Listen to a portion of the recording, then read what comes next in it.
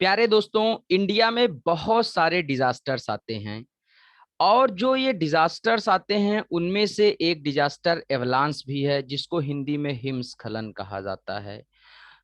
मित्रों, हिमस्खलन पहाड़ों में आने वाली बहुत ही कॉमन आपदा है।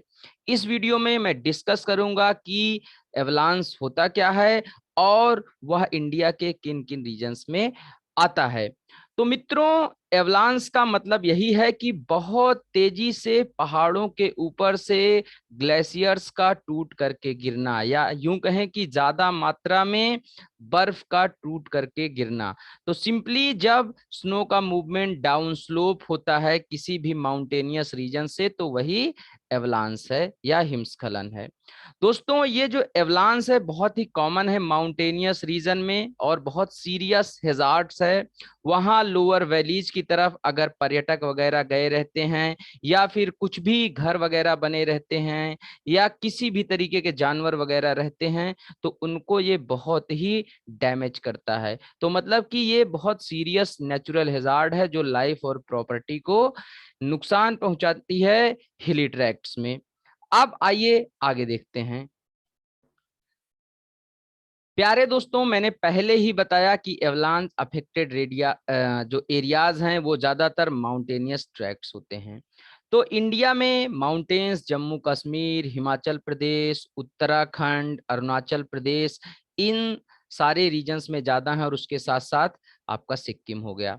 तो इन सारे रीजन्स में जहां पर काफी हाइट के साथ माउंटेन्स हैं, वहां पर बहुत ही कॉमनली एवलांस देखा जाता है। तो ये एवलांस जब आते हैं तो बहुत नुकसान पहुंचाते हैं। तो याद रखिएगा, एवलांस अफेक्टेड रीजन्स वही वही हैं जो कि माउंटेनियस रीजन्स हैं। मित्रों, आपने फरवरी 2021 में सुना होगा कि उत्तराखंड के चमोली डिस्ट्रिक्ट में एक एवलांस आया, और उस एवलांस के कारण से फ्लड्स आई और लगभग 200 के अराउंड लोग मारे गए और बहुत सारे स्ट्रक्चरल डैमेज हुए। यहाँ पर आप एक इमेज देख सकते हैं जो कि धौलीगंगा हाइड्रो पावर प्रोजेक्ट की इमेज है।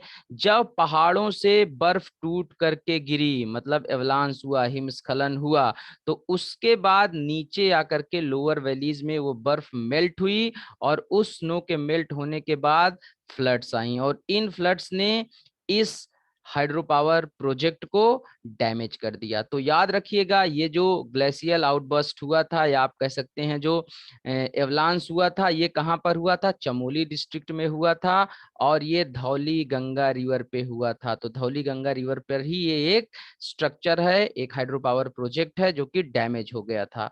तो मित्रों, जो ग्लेशियर्स आते हैं वो पहाड़ी रीजन में आते हैं, अभी आपको समझ में आ गया होगा। अब आइए आगे देखते हैं कि ऐसे कौन कौन से फैक्टर्स हैं जो एवलांस क्रिएट करते हैं।